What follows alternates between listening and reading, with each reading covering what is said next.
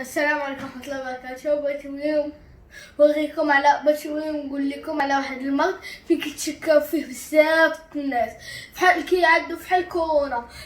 كتحس الاولى كذا صدرك، كطلع لك الحرارة وعندك. انا جبت لكم ولكن الدواء اوريكم كيفاش كيتصاوب. ناخذ معلقة زيت العسل الحر، معلقة العسل الحر، شوية العسل،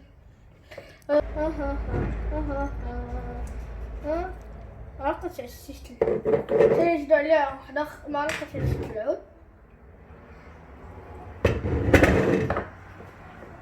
وبعد ما درنا معلقة زيت ومعلقة ماشي معلقة العسل الحر. بعد ما درنا معلقة زيت العود ومعلقة العسل الحر نحطو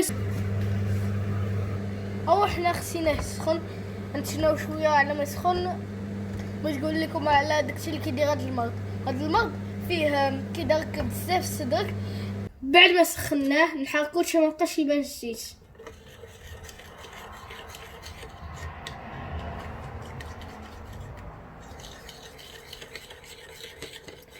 دابا هذا خلاق شي الدراري الصغار وماشي الكبار. دابا انا البارح كانت فيها بزاف الكحبه، وما عطاتو ليا في الليل وفي النهار، اليوم في النهار وفي الليل.